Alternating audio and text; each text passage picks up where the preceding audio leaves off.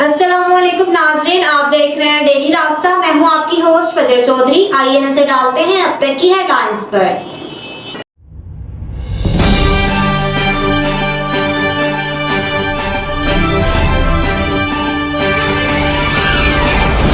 Speaker Punjab assembly Mohammad Ahmad Khan का कहना है कि पार्लियामेंट का हक किसी को सल्ब करने की इजाज़त नहीं दी जा सकती। प्रेस कॉन्फ्रेंस करते हुए मलिक अहमद खान का कहना था कि आईनी तरामीम हमेशा बहुत बहस के बाद होती हैं। पार्लियामान को अदालत कैसे कह सकती है कि ये कानून पास करे? कानून के मुताबिक फैसले होने चाहिए। कानून में मौजूद है कि पार्लियामान, सुप्रीम कोर्ट और इलेक्शन कमीशन ने कैसे काम करना है।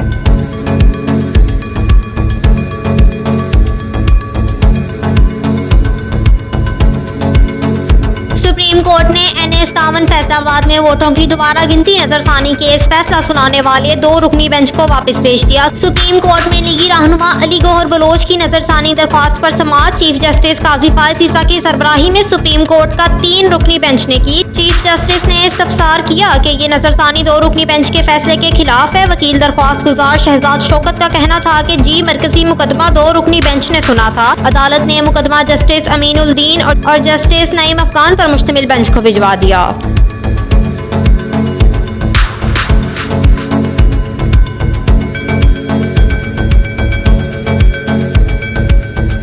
लाहौर की सनती और कारोबारी बरादरी का सबसे बड़ा election Lahore chamber of commerce के इंतखाबात के लिए पोलिंग 8 बजे तक जारी रहेगी। इंतखाबात में 2 बड़े अलाइसेंस मद्दे मुकाबिल हैं। पी ऑफ फाउंड एरियल BF अलाइसेंस और पी ऑफ फाइजेंस प्रोग्रेसिव अलाइसेंस के माबीन मुकाबला है। इंतखाबात के पहले रोज कारपोरेट क्लास के उम्मीदवारान के लिए वोटिंग का अमल जारी है। पहले रोज कारपोरेट क्लास की 15 नशिस्तों पर 30 उम्मीदवार मद्दे मुकाबिल हैं। कारपोरेट क्लास के इलेक्शन में वोटर्स की कुल तादाद 4015 है। आज वोटर्स टर्नआउट 60 से 70% रहने की तवक्का है।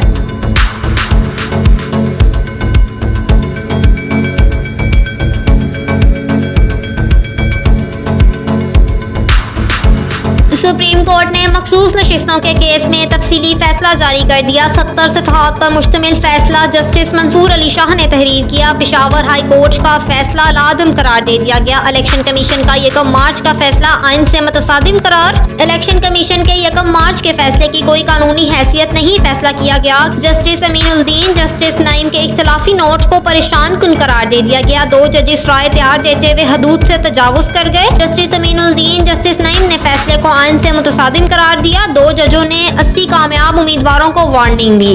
इलेक्शन कमीशन को कहा गया कि अक्सरियती फैसले की तामील ना करें। ऐसी राय आला तरीन अदलिया की सालमियत को नुकसान पहुंचाती है। जजिस का अमल फराहमी इंसाफ में रुकावट डालने की कोशिश है।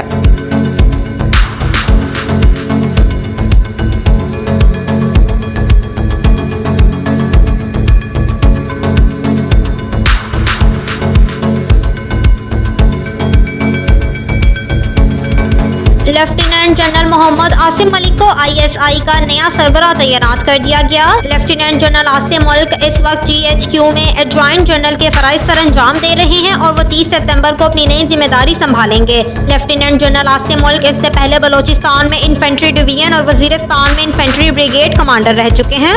इसके अलावा वो चीफ इंस्ट्रक्टर NGU और instructor commander and staff college Quetta भी तैनात रह चुके।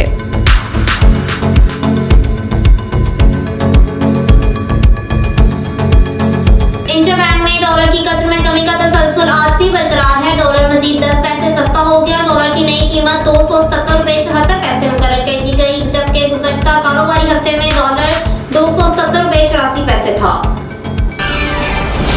अमरीकी सफ़ीर की मुस्लिम लीग नून के बानी नवाज शरीफ और वज़ीर आला पंजाब मरीम नवाज शरीफ से जाती इमराह में मुलाकात हुई। दोनों ममालिक के बाहमी दिलचस्पी के अमूर पर तबादला ख्याल हुआ। मुलाकात में वफाकी वज़ीर एहसन इकबाल भी शरीक थे।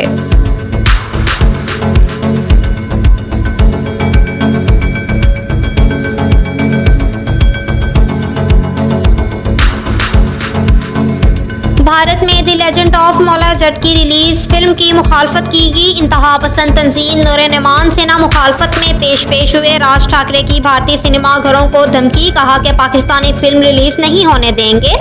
फिल्म रिलीज की तो मालकान के खिलाफ कार्रवाई होगी। भारतीय हुकूमत रिलीज की इजाजत नहीं देगी। मौला जट 2 अक्टूबर को भारत के सिनेमा घरों में राज करेगी।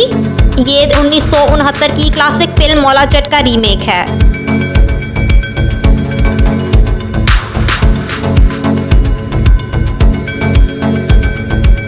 इमिग्रेशन के अमले ने जाली मेडिकल और कारोबारी दस्तावेजात पर पाकिस्तान आकर कराची से जर्मनी जाते हुए 3 अफगान खवातीन को गिरफ्तार कर लिया। FIA इमिग्रेशन हुकाम के मुताबिक एक मुसाफिर खातून इलाज कराने का वीज़ा लेकर पाकिस्तान आई थी और पेश करदा रिकॉर्ड के मुताबिक वो 27 अप्रैल से 20 मई 2024 के दरमियान इस्लामाबाद के इंटरनेशनल अस्पताल में ज़ेरे इलाज रही, जबकि पासपोर्ट की छानबीन के दौरान पता चला कि वो पासपोर्ट बनने के बाद से अब तक पहले कभी पाकिस्तान नहीं आई थी।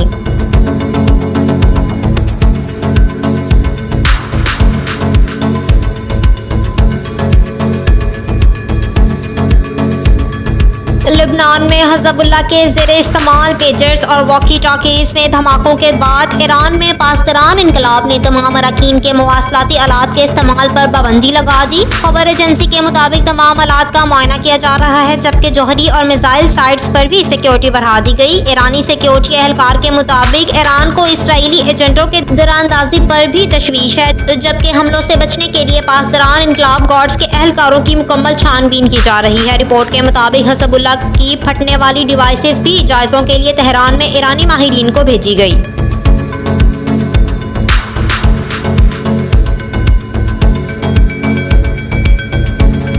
मज़ीद आपको बताएं कि वज़ीर आज़म शहबाज शरीफ आज लंदन से अमेरिका रवाना होंगे। जनरल असम्बली के इजलास में शिरकत करेंगे। चीनी सदर ने वज़ीर आज़म शहबाज शरीफ को सालगिरह पर मुबारकबाद पेश की। CPEC में स्ट्रेटेजिक ताउन बढ़ाने का इजहार भी किया।